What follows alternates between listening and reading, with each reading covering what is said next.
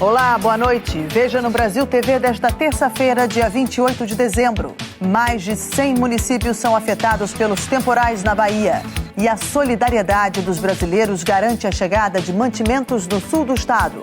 Superlotação nas UPAs de Belo Horizonte, principalmente de pessoas com sintomas de gripe.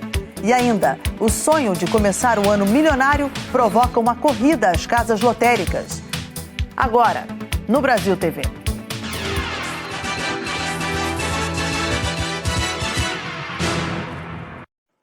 A gente começa com a grave situação que vive a Bahia por causa das chuvas. De acordo com a Superintendência de Proteção e Defesa Civil da Bahia, a SUDEC, o total de municípios afetados chegou a 116 no centro e no sul do estado. 100 municípios já decretaram situação de emergência. Segundo a Defesa Civil, 20 pessoas morreram por causa das consequências dos temporais neste mês. Ilhéus está entre os municípios afetados pelos temporais e, por lá, uma comunidade ficou 2 dias isolada. Nossa equipe de reportagem chegou hoje à Vila Cachoeira e encontrou um cenário de devastação. A Vila Cachoeira é um bairro afastado de Ilhéus. Está a 13 quilômetros do centro da cidade. A comunidade passou 2 dias isolada e ainda está sem energia por causa da cheia do rio Cachoeira, que arrasou a vila no sábado. As ruas do bairro viraram um amontoado de entulho e muita coisa que os moradores compraram com sacrifício. A impressão que se tem é de que a Vila Cachoeira foi arrasada por um furacão. De uma hora para outra, as ruas aqui da comunidade viraram um amontoado de lama e entulho. Paredes, cercas e muita coisa que os moradores compraram com sacrifício agora vão para o lixo. E tudo isso foi perdido em poucos minutos. O rio Cachoeira transbordou de uma vez. Eles só tiveram tempo de salvar a própria vida. As famílias ainda não acabaram de tirar a lama. A maioria perdeu tudo. Edileia e os 4 filhos não têm mais móveis, televisão e nem o fogão e o tanquinho de lavar roupa que acabaram de comprar. Eu tomei um prejuízo de mais de 50 mil reais aqui dentro de casa. Tá tudo novinho mesmo aqui. Ainda estou devendo ainda. Não tenho palavra mais para dizer. A casa de Reginaldo ficou sem uma parede e ele sem nada. A água levou os móveis, sobraram algumas peças de roupa. Só consegui salvar um sofá, algumas coisas assim, pronto, o resto foi embora. Esse é o meu sono, só de ver aquela água batendo aqui do jeito e levando as coisas da gente, sem não poder fazer nada. A ajuda começou a chegar. Hoje, uma ONG doou cestas básicas para algumas dezenas de famílias. Eles estão sem água, sem alimentação há 3 dias, sem energia elétrica, pessoas doentes, acamada, precisando de fralda. Então, saber que um pouquinho que a gente está levando para ele, que vai suprir, é o sentimento de estar sabendo que está salvando vidas. Eu peço a todos, quem puder ajudar, ajude, porque a comunidade está precisando. É trágico o que aconteceu aqui. 4 ministros estiveram hoje no sul da Bahia. Damares Alves, da Mulher, da Família e dos Direitos Humanos, Marcelo Queiroga, da Saúde, Rogério Marinho, do Desenvolvimento Regional e João Roma, ministro da Cidadania. Eles sobrevoaram a região mais afetada pelas chuvas e tiveram uma reunião com o governador Rui Costa, do PT. A cobertura completa dos estragos da chuva na Bahia, daqui a pouco, no Jornal Nacional. No estado vizinho, Sergipe, empresários se mobilizam para ajudar as vítimas das chuvas na Bahia. Empresários sergipanos iniciaram a campanha neste início de semana. O grupo tem percorrido o estado para ajudar o maior número de pessoas. E instituições filantrópicas também estão colaborando. Mais de 20 toneladas de doações, entre sapatos, roupas e material de limpeza, foram arrecadados. Os pontos de arrecadações estão espalhados por todo o estado. A distribuição nas cidades baianas atingidas pelas fortes chuvas devem começar nesta quinta-feira. Alguns empresários vão optar por entregar as doações nas menores cidades da Bahia. Patrícia Cerqueira, de Aracaju, para o Brasil TV. A chuva também chegou ao sul do Piauí. Moradores de 3 municípios enfrentam dificuldades para fugir das enchentes. Com estradas destruídas pela água, tem comunidade que está isolada. O temporal já deixou 3 cidades debaixo d'água: Ribeiro Gonçalves, Baixa Grande do Ribeiro e Uruçuí, onde Muitas casas foram inundadas. Aqui a água ainda não chegou, mas olha só o quintal da casa de Dona Socorro e também o quintal da casa da Iris. As últimas chuvas provocaram esse alagamento. Não tem para onde escoar a água e ela precisa entrar em casa. Olha só o improviso. Tem 2 tábuas aqui, tem que ter cuidado para passar, para poder entrar pela porta da cozinha. E o cuidado aqui é grande, porque como a água é escura, não dá para saber onde tem pontos mais fundos. Vamos entrar aqui na casa da Iris. Eu já é medo assim de alagar, de eu perder o que eu tenho, né? Porque já foi muito difícil a gente conseguir. Porque como vocês podem ver, minha casa ainda é simples, eu ainda não tive condição de rebocar ela, ajeitar ela, para vir a chuva e alagar toda a água do rio. Rayane está preocupada com a casa dela. A estrutura está com infiltrações e rachaduras. Não dorme. Só as crianças que dormem, nós passamos a noite caminhando e muito preocupadas. Está toda rachada e a gente está temendo por causa das crianças. Temos 3 filhos pequenos e eu e meu esposo somos 5 pessoas. Com medo de mais prejuízos, as famílias tentam salvar cada objeto. Pastor, mais de 4 horas eu lutando com a água, botando para fora, ainda tem água dentro, não secou. E no meu quintal também tem água dentro, não secou. A zona rural também foi afetada. A cheia do rio Parnaíba cobriu plantações que foram destruídas. As estradas também foram atingidas. A rodovia estadual que liga os municípios de Uruçuí e Ribeiro Gonçalves está interditada. A nossa equipe de engenharia já está monitorando e nós sairemos daqui hoje com uma solução no sentido de fazer um desvio à margem da rodovia que foi danificada. Teve chuva forte também na zona da Mata Mineira. Em Santana do Deserto, cerca de 100 famílias estão desabrigadas. O Marcos Pena foi até lá. A gente chegou bem cedo aqui, conversei com moradores que moram aqui há 40, 50 anos e eles disseram que há décadas não vem uma cena dessa, uma chuva tão forte. Chuva de granizo também e também uma ventania muito forte que destelhou casas. Nessa rua onde nós estamos, essa rua virou uma enxurrada, viu? A correnteza foi tão forte que arrancou todo o calçamento da rua. Desde de manhã cedinho, os moradores e funcionários da prefeitura estão aqui para fazer esse trabalho e tentar pelo menos liberar a via. Aquele caminhão que está lá em cima é um caminhão que passa pelas ruas aqui recolhendo móveis que vão direto para o lixão. É isso mesmo, porque muitas famílias perderam tudo. Essa chuva chegou a 50 milímetros, uma chuva que durou cerca de 3 horas. É uma chuva muito intensa que os moradores não veem há muito tempo. E o abastecimento de água aqui na cidade está comprometido. Inclusive essa garrafinha aqui é a prefeitura que passa distribuindo para todo mundo, porque está muito quente hoje, está um dia muito abafado e o abastecimento está comprometido. Os moradores estão contabilizando o prejuízo e o que a gente vê aqui na cidade é uma cena realmente de destruição que há muito tempo não acontece. No Tocantins, quase 80 famílias estão desabrigadas. A chuva fez subir o nível de rios e a população enfrenta problemas com estradas e casas destruídas. Agora, a água pode chegar a outra região do estado. A gente está aqui na orla da cidade de Miracema, do Tocantins, que é uma das cidades mais atingidas. O nível do rio Tocantins continua muito alto por aqui, que até agora 78 pessoas ficaram desabrigadas, mas a Defesa Civil acredita que esse número pode ser bem maior. É que muitas áreas ainda estão isoladas e as equipes de monitoramento ainda nem conseguiram chegar nesses locais. E aqui em Miracema já foi decretada a situação de emergência. Quem está sem casa conta com a ajuda de parentes ou vai para um abrigo da prefeitura. Na cidade de Paranã foi decretada calamidade pública.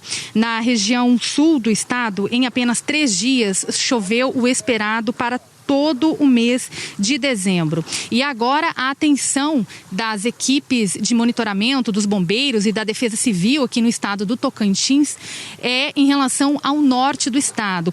Esse alto volume de água aqui na região sul e central do Tocantins agora está descendo para o norte do estado do Tocantins e aí pode sim já afetar as cidades que ficam na divisa do Tocantins com o estado do Maranhão.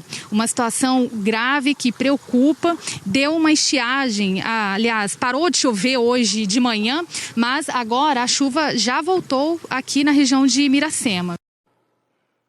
Um grave acidente entre um caminhão e uma van de transporte de passageiros matou 7 pessoas hoje de manhã na BR-010, no município de Aurora, no nordeste do Pará. A van levava trabalhadores de São Miguel do Guamar para Paragominas. O motorista e 5 passageiros morreram no local. A batida foi de frente com essa carreta carregada com latas de tintas e solventes, que tombou no meio da pista. A mulher do caminhoneiro morreu. Ele e 3 passageiros da van foram levados para o hospital da região com ferimentos graves. Seu Lorenzo seguia a viagem logo atrás da carreta. Nós estávamos um pouco mais lá embaixo, aí eu só via o barulho, aí vi os carros parando, aí agora desci um pouco do carro para ver e vi aí esse cenário, né? Muito triste mesmo. Segundo a Polícia Rodoviária Federal, uma fila enorme de quase 13 quilômetros de veículos se formou nos 2 sentidos da rodovia. Foram quase 5 horas de muito trabalho para conseguir liberar a pista. O trecho da rodovia é de pista simples de ultrapassagem proibida. A Polícia Rodoviária ainda não sabe o que pode ter provocado a batida. Na hora do acidente, tinha uma serração muito grande. Inclusive, nós tivemos dificuldade para dirigir. Tá? Só que nós não podemos precisar, por enquanto, nada. Nós estamos em averiguação e assim que for confeccionado o nosso boletim, a gente vai dar uma causa presumida. Recomeçaram hoje as buscas pelos desaparecidos de um naufrágio em Santana do Araguaia, sul do Pará. Um bebê de 8 meses morreu. O naufrágio atingiu 13 pessoas da mesma família. Elas estavam em uma embarcação de pequeno porte que virou no rio Araguaia. O grupo voltava de um acampamento onde tinha comemorado o Natal em uma ilha próxima de Santana do Araguaia. Inicialmente, as buscas foram feitas por policiais militares, pescadores e ribeirinhos, que fizeram uma força-tarefa e conseguiram resgatar 6 pessoas com vida.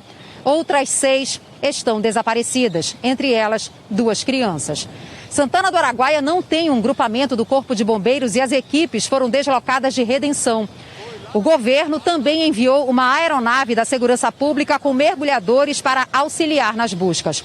O tipo de embarcação que naufragou é frágil, conhecida como rabeta e muito comum nos rios da Amazônia. É o principal meio de transporte de famílias inteiras. E nem sempre essas pessoas usam coletes salva-vidas para se proteger. Nessa época de chuvas frequentes e intensas, o volume de água dos rios aumenta e a correnteza é muito forte. Tudo isso torna a navegação mais perigosa. Tanto a Polícia Civil do Pará quanto a Capitania dos Portos abriram inquéritos para investigar as causas do acidente. Jalília Messias para o Brasil TV. Pacientes das unidades de pronto atendimento de Belo Horizonte estão perdendo a paciência com a demora e a confusão nas UPAs. Além de esperar por horas pela consulta, eles denunciam que pessoas com sintomas gripais estão ficando lado a lado com pacientes de outras doenças. A Flávia Ayer conta pra gente o que ela viu na unidade hoje de manhã. A gente encontrou mais um dia complicado nas unidades de pronto atendimento aqui na capital, né? Unidades lotadas, cheias, pessoas que estão aí percorrendo várias UPAs sem conseguir atendimento. Uma espera que passa, como você disse, por horas, né? Aqui mesmo na regional, na UPA Centro-Sul, né? A gente encontrou aqui uma situação já as pessoas sendo direcionadas, já sendo informadas de que essa espera pode ultrapassar aí as 4 horas. Vocês podem reparar que também tem aqui uma equipe da Guarda Municipal, exatamente não é algo de praxe, eles estão ficando aqui direto em revezamento, exatamente para poder acalmar aí os ânimos, né, de pessoas que estão aí impacientes com essa espera. A mulher que chega à UPA Norte carregada pelo marido é Tereza. Ela sofreu um acidente de moto hoje de manhã. Foi a 3ª tentativa de conseguir socorro nas unidades de pronto atendimento da capital. A UPA Leste deve ter umas 200 pessoas lá e raio-x quebrado. O Odilon está todo quebrado essa noite. Não está atendendo. Então agora aqui não tem condições também. Tem que se virar fazer um raio-x, não sei aonde, porque está doendo demais. Eu acho que deve ter quebrado, porque o acidente foi feio, né? Onde recorrer. Plano de saúde é um absurdo. Não tem como. A gente vai ver o que vai fazer na vida. Na UPA Norte, no bairro 1º de Maio, pacientes aguardavam sentados na escada em mais um dia de muita fila e espera no sistema de saúde da capital. Muita gente, né? Para um lugar que está todo mundo gripado, que nem vocês viram ali, está todo mundo tossindo, a maioria está tossindo. Na UPA Odilon Berens, a fila começou de madrugada e teve até briga. Aqui neste centro de saúde, o quadro está desfalcado, com vários funcionários gripados. E os sindicatos de profissionais da saúde alertam que isso deve piorar. O contrato de vários técnicos e enfermeiros convocados para a pandemia deve encerrar no final desta semana. Nós temos hoje mais de 600 vagas na Prefeitura de Belo Horizonte desocupadas, sem a presença de médicos. Mais de 150 só nas UPAs, nas unidades de urgência e emergência. E profissionais que já estão adoecidos, sobrecarregados, e esse desfalque, essa equipe incompleta, causa um caos enorme. Em São Paulo também tem muita gente com gripe. E como os sintomas são parecidos com os da Covid, a procura pelos postos de saúde também tem aumentado. E o resultado são filas longas e espera de horas por um atendimento. Do lado de fora, pacientes e acompanhantes aguardavam um atendimento hoje de manhã na UPA Perus, na zona norte da capital. Muitos chegaram cedinho, como a Rosana, que trouxe a filha Ana Vitória, de 9 anos, para uma consulta com o pediatra. Ela está com sintomas gripais. Meu marido pegou, aí eu também peguei, aí agora minha filha, você fica preocupado, né? Tá tossindo, tosse com catarro, nariz entupido, teve febre. Na pediatria até que não demorou, mas a Rosana conta o que ouviu lá dentro. O atendimento ao clínico está bastante demorado. Ao pegar a senha, eles estão avisando que está demorando de 4 a 5 horas. Agora são 10 da manhã e a procura por atendimento aqui na UPA Perus já é um pouco maior. Está relativamente tranquilo agora, mas ontem teve confusão. Cerca de 300 pessoas que aguardavam aqui atendimento ou eram acompanhantes ficaram muito irritadas com a demora no atendimento e a Guarda Civil Metropolitana teve que ser acionada. Tem uma explicação para isso, segundo a Prefeitura. A alta procura. De cerca de 650 atendimentos até a metade da tarde de ontem, mais da metade eram de pessoas com sintomas respiratórios. Ontem, na UPA Tatuapé, na Zona Leste, a situação também foi difícil. Os pacientes disseram que ficaram horas na fila por um atendimento. Hoje estava um pouco mais tranquilo, mas ainda tinha reclamação. A Erilene estava esperando uma solução para a filha. Ela precisa de um tratamento mesmo para pneumonia, porque já está ruimzinho o pulmão, de esquerdo já está ruim. Mas ainda não resolveram se vão transferir, se vão internar. A gente está aguardando até agora aqui, desde ontem. Na UPA de Hermelino Matarazzo, situação parecida, durante a tarde de segunda. Filas e muita gente esperando por atendimento. A Prefeitura de São Paulo reconheceu a alta procura nas UPAs e nas AMAs, o atendimento médico ambulatorial. E por isso reforçou o pedido para que quem estiver com sintomas de gripe vá até uma das unidades básicas de saúde que estão atendendo sem necessidade de agendamento nesses casos. 10 pessoas foram presas hoje em Capão Bonito, no interior de São Paulo, suspeitas de participarem da morte de uma mulher de 31 anos. O corpo dela foi encontrado embaixo de um tronco de árvore no fim de novembro. A Aline Galdino tem os detalhes da investigação. Das 10 pessoas presas hoje, 3 são mulheres e 7 homens. Além do envolvimento na morte de Miriam Lima, quando o corpo dela foi encontrado no dia 23 de novembro, próximo a uma região de mata na cidade de Capão Bonito, todas essas pessoas também estariam envolvidas no tráfico de drogas da região e também associação para o tráfico. No momento em que essas pessoas foram presas e levadas até a viatura, um dos vidros do veículo acabou sendo quebrado pelo grupo. Os homens vão ficar presos na cidade de Capão Bonito e as mulheres vão ser levadas para a penitenciária da cidade de Cesário Lange.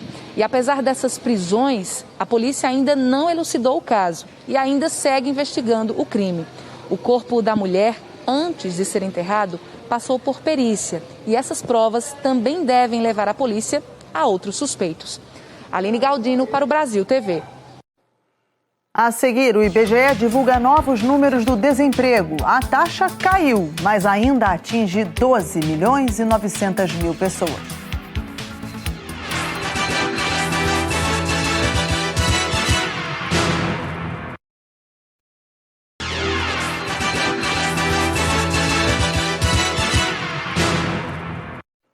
Brasil TV de volta e a gente te conta que o desemprego voltou a cair no Brasil. A taxa ficou em 12,1% no trimestre encerrado em outubro.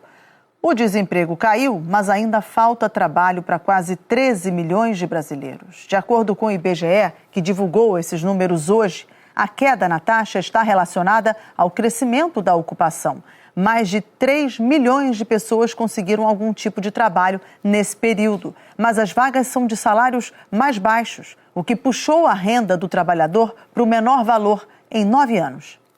Uma injeção de ciência na economia. Eu acho que o principal fator que justifica essa melhora realmente é a vacinação. A gente vê que as flexibilizações que vêm ocorrendo desde o início do programa de vacinação permitem que as pessoas voltem a circular, permitem que os estabelecimentos voltem a funcionar perto da sua capacidade, e isso tudo contribui para que a gente volte também a ter um aumento do emprego. 4 setores puxaram as contratações no trimestre que acabou em outubro. O que mais empregou foi o comércio. 1.100.000 pessoas conseguiram um trabalho na área. Depois aparecem a indústria, alojamento e alimentação e construção. 94 milhões de brasileiros estão trabalhando hoje, um aumento de 3,6% em relação ao trimestre anterior, que terminou em julho. Houve um outro crescimento, mas que não é positivo. A taxa de informalidade aumentou quase 5%. Agora, mais de 38 milhões de brasileiros trabalham na informalidade. Isso significa que 4 em cada 10 pessoas que estão ocupadas estão no mercado informal. É o caso da Tassiana, que trabalhava numa rodoviária antes da pandemia. Assim como muitos colegas, foi demitida e agora vende quentinhas nas ruas do Rio. Eu conseguia pelo menos um salário mínimo.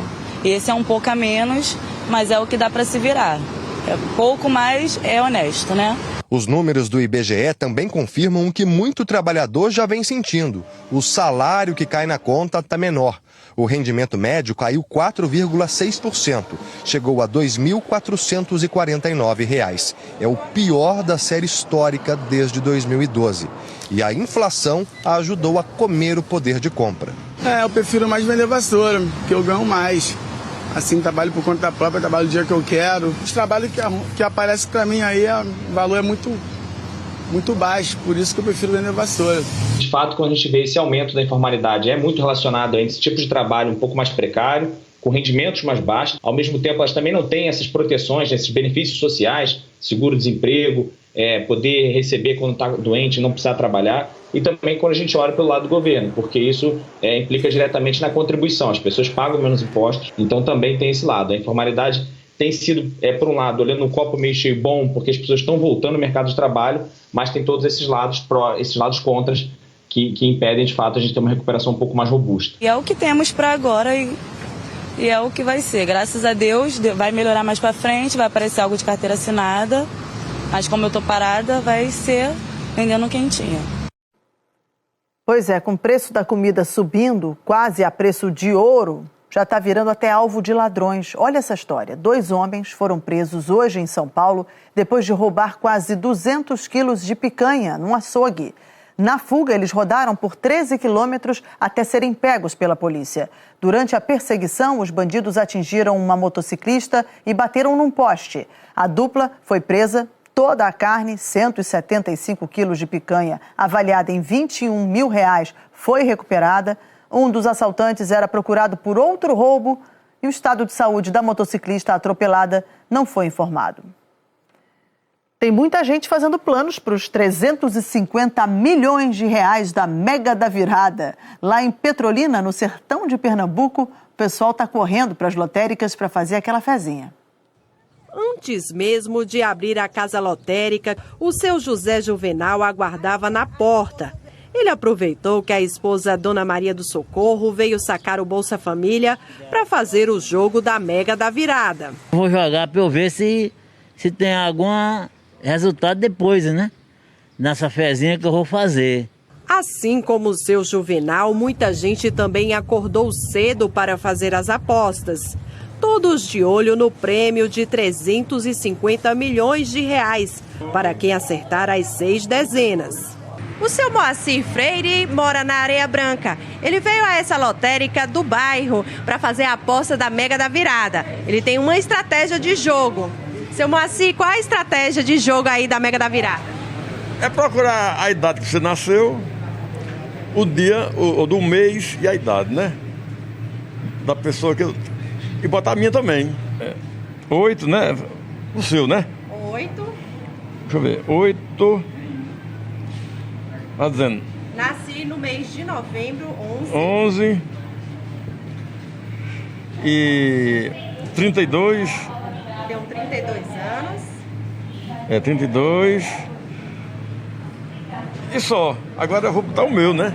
21/12/48, porque a idade não dá, que tem que dividir no meio, que a Mega Sena é de 1,60, né? E cada jogador tem o seu jeitinho de fazer a aposta. O aposentado João Pionório saiu de casa com uma colinha. Está confiante que em um dos seus 4 jogos, o palpite vai ser certeiro. Estou jogando pouquinho, estou jogando 50 conto. Mas, se Deus me ajudar, é o suficiente, né? A ajudar nós todos, né? E como diz o ditado, água mole em pedra dura, tanto bate até que fura. É assim que pensa o mototaxista Raimundo. Ele joga sempre as mesmas dezenas. Inclusive, ele já ganhou dinheiro na loteria, mas quer mais. Quer ser o ganhador do concurso da virada. A expectativa é uma quina, então, acertar essa mega da virada. E quem não quer ser um milionário? E se a sorte bater na porta de um desses apostadores de Petrolina, eles já sabem o que vão fazer com o dinheirão. Eu ajudaria o povo e ajudaria a minha família, a quem precisasse. Eu não queria tanto dinheiro. Para mim aqui já estava bom. A primeira coisa é estruturar minha família, né? Procurar ajudar minha família e depois ver o que poderia fazer, que é dinheiro demais. As apostas podem ser feitas até 5 horas da tarde da sexta, dia 31 de dezembro. O sorteio da Mega da Virada vai ser realizado no mesmo dia, às 8 da noite. Brasil TV fica por aqui. Outras notícias logo mais no Jornal Nacional, às 8h30 da noite, hora de Brasília. Ótima noite para você, até amanhã.